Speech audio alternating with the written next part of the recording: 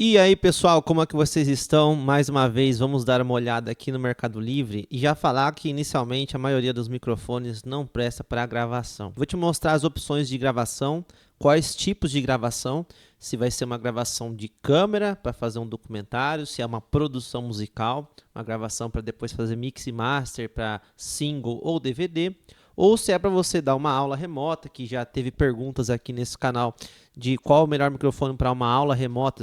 O cara era professor e tinha muito ruído externo, então tem um microfone exato para isso. E já vou adiantar aqui logo de cara, para gravação, a maioria desses aqui, da parte de cima, não serve para muita coisa, tá? Eles servem para show. Então, se você vai fazer um show, você vai cantar, você é um cantor, vai fazer um evento, um bar, alguma coisa, esses microfones servem, tá? Agora, para fazer gravação, é muito difícil. No máximo, esse daqui você pode captar uma bateria, uma caixa de bateria com um desses aqui, para depois usar um trigger, que aí não precisa da qualidade do microfone, só da onda sonora chegando. Então, é possível, mas a maioria serve só para usar em eventos ao vivo, não para gravar, tá? Aqui, nessa parte, você vai ter os melhores para captação de vídeo, até é famoso, né? O Lark M2, R$ 700, é um dos mais famosos aí para captação de áudio externo para tipo vídeo. Eu quero fazer um conteúdo viral conversando com o público no formato vertical, Instagram ou TikTok. Então esse daqui é bom para isso, tá? O restante, para gravação não. Agora eu vou te mostrar as opções que eu separei aqui e vou explicar para que funciona e se serve para você. Esse daqui foi o microfone que eu recomendei para professores que dão aula remota. Por quê?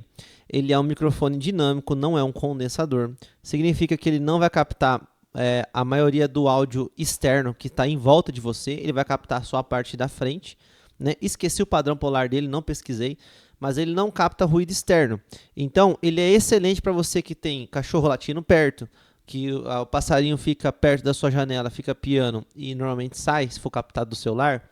Ele é excelente para você. Você dá aula remota, você quer gravar conteúdo para YouTube, ele é muito bom mesmo, tá?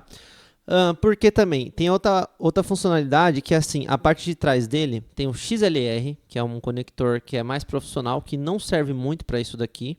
Ele talvez converta o áudio melhor, tá? Mas precisa de uma interface de áudio para usar aqui para gravar.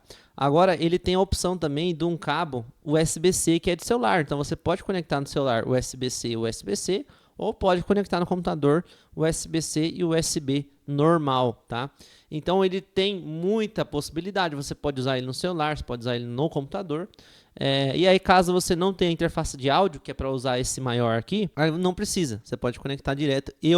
No que eu ouvi já de testes de colocar no USB-C ou no XLR, não muda muita coisa, então é mais fácil conectar no USB-C, que é a entradinha de celular padrão hoje em dia. Agora, uma outra opção é esse aqui. Esse já é necessário uma interface de áudio, porque ele é só XLR, que é esse padrão de 3 pininhos aqui, tá? Esses 3 pininhos na ponta é um conector onde você vai um cabo XLR. Esse cabo, para jogar no computador ou no celular, precisa de uma interface de áudio. Tem algumas interfaces que conectam no celular também. Esse daqui ele é interessante para você começar a gravar voz profissionalmente, caso você não tenha um estúdio tratado. O que é um estúdio tratado? 2 processos. Você pega uma sala da sua casa, você faz o isolamento acústico, você coloca lã de rocha e tudo mais, aí você tem que fazer na parede inteira, e aí tampa ela, coloca talvez um drywall, né, mais prático. Mas aí se você for construir um estúdio, seria uma parede de tijolo, lã de rocha no meio e outra parede de tijolo.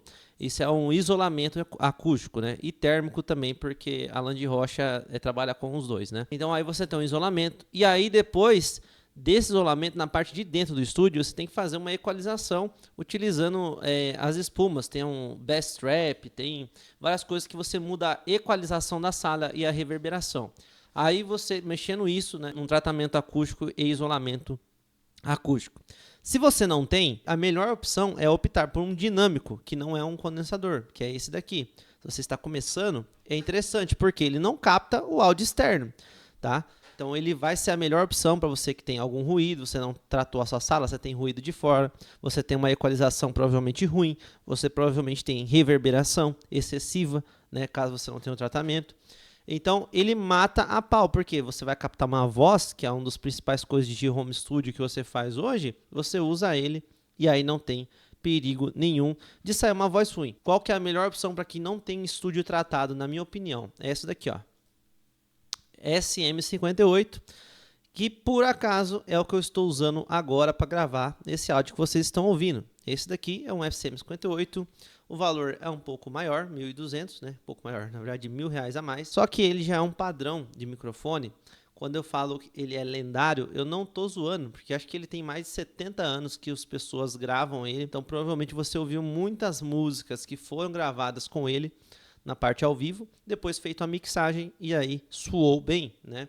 Então ele tem uma captação boa, tanto no grave, ó, se eu chegar aqui ele fica grave, se eu afastar ele fica médio agudo, também perde um pouco de volume, mas ele é um microfone lendário. Então, se você quer captar áudio no seu home studio sem tratamento, é uma das melhores opções. Esse é um microfone muito legal, já é um condensador. Ele não vai captar só a parte da frente, ele vai captar uns 180 graus, tá? Então, ele vai captar frequências da sala também. Talvez ele seja melhor, né, mesmo sendo mais barato. Porque assim, condensador e dinâmico são diferentes. No condensador, como ele capta a sala, se você tiver uma sala tratada e também com isolamento acústico, que não vai captar coisas externas, ele vai captar muito mais frequências, muito mais regiões para deixar a voz com mais qualidade. Então, ele tem a possibilidade de deixar sua voz mais limpa, melhorada, só que você precisa necessariamente ter um tratamento ou fazer uma gambiarra com cabine acústica. Então ele funciona como um camaleão para quem tem estúdio tratado, tá? Então não é para todo mundo, é para quem tem estúdio, home studio tratado. Ele funciona muito bem. Inclusive para sanfona, eu tenho alguns amigos que gravam com dois desse, um em pé e outro de ponta cabeça, e fica uma qualidade excelente de captação, tá? Não perde para quase nenhum outro microfone. Esse fone, ele é muito bom de mixagem. Então, para quem tem um home studio que tá pensando em tratar ele, é um kit que compensa muito, num valor excelente. Esse fone é de mixagem, né? Ele é um iniciante de mixagem. Significa o quê? Os fones de mixagem, eles têm um panorama melhor. Você consegue ouvir o lado esquerdo e direito da música como um todo, e ele tem uma equalização mais flat, mais equilibrada, não tem aquele grave poluindo. Então você tem um áudio que é difícil de acostumar, mas depois que você acostuma, é melhor para você mixar. Então, por isso que é interessante um fone de mixagem para quem quer trabalhar com áudio. E se você não tem um ambiente tratado, não compensa. Por quê? O fone serve para ambiente não tratado, porque ele isola bem a parte externa para você mixar. Porém, o condensador não. Então, é um kit interessante, mas tem que ter um estúdio tratado ou fazer uma gambiarra para ele não captar, tipo uma cabine acústica improvisada. Então, é uma opção interessante, o valor tá legal. Qual que é uma opção que é uma das melhores hoje em dia? Falo que assim, já experimentei esse microfone e ele é excelente. Para quê? Captação de voz, captação de sanfona, captação de violão.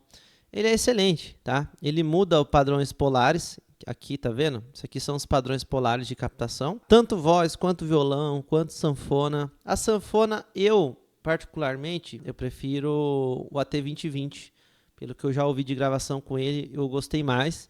E é bem mais barato. Só que ele é muito bom e ele é também um microfone já lendário, que já foi usado em várias gravações.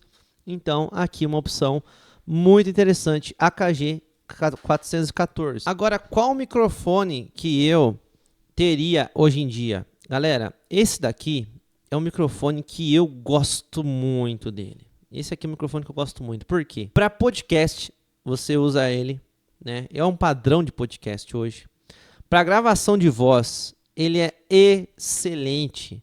Ele traz um corpo para a voz, que na verdade esse corpo seria na parte do grave para médio grave, muito interessante.